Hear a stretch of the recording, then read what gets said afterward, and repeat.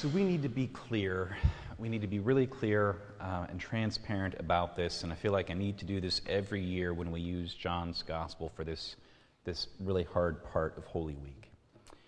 It is critical for us to recognize and for us to remember that Jesus was a Jew.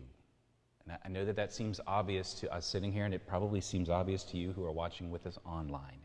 But we have to remember that, especially the way John's Gospel is written in certain places. Jesus remained a Jew all of his life. The Gospel writers wrote Jesus' narratives during a period of extreme and horrendous Jewish persecution.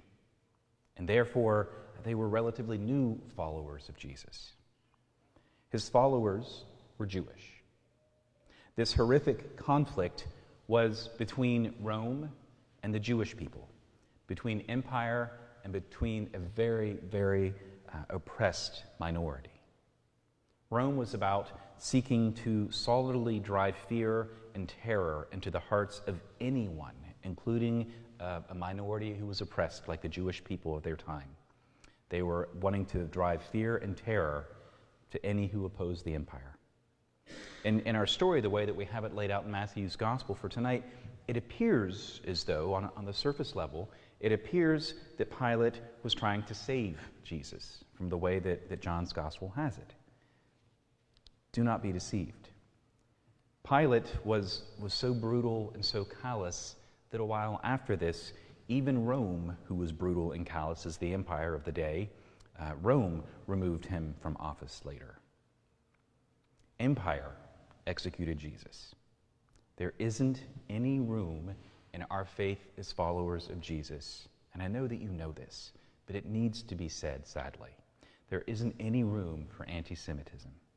We, as Christians, as followers of Jesus, have Jewish roots. We have Jewish heritage. So, I hope that's clear, and I know you know that already.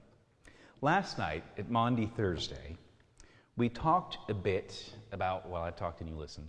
We talked a bit about tables. We talked about small tables for newly married folks, small tables that they could barely sit at for the size space they had. And then we talked about a little bit larger tables when they moved on in life. We talked about well-used and marred tables, tables once full of family and children present all around making all sorts of noises. Now maybe empty tables with one or two parents remaining present at table. And with each of those pieces I talked about, we said love is present and love is enough. And hopefully, if you remember, that's how we capped the sermon last night, that love is present, love is enough. And yet, even in the midst of love's eternal presence, pain and suffering are a reality. That we who have loved know that pain and suffering are part and parcel of the deal of love. Jesus' death on the cross was the penultimate in suffering and pain. As Jesus surrendered his body to empire, to the human condition called fear and cruelty, oppression and hatred, control and suppression, Jesus surrendered to the cruelty of the cross because love. Love.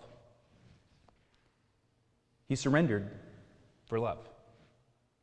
There isn't any length to which Jesus won't go to touch the human heart. Any length at all. The empire takes violence and they take suppression, they take fear and hatred, and they hurl all that they have onto Jesus as he is lifted onto that ancient tool of torture and charade. And Jesus takes it. He doesn't fight back. He doesn't pull his weapons out. He doesn't have manipulations. He receives it. He suffers in the divine love. And Jesus lays witness to the cosmos of the breadth and the deepest depth as he hangs in the most excruciating of events. And he even forgives in those moments. Father, forgive them, for they know not what they do.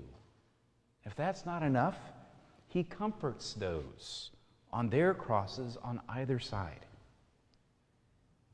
For a brief period of time, that must have felt like all of eternity, After Jesus' crucifixion, his disciples felt the sorrow of their table count getting smaller and smaller, and the grief that was involved with that.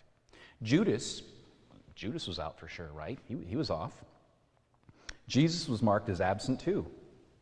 The scent of Mary's costly perfume, once lavishly bathed upon and slathered really upon Jesus' feet, that deep smell, that overwhelming smell of that costly nard, that smell is gone. That smell is defeated by death. Jesus' warm embraces, his loving hugs, those are gone.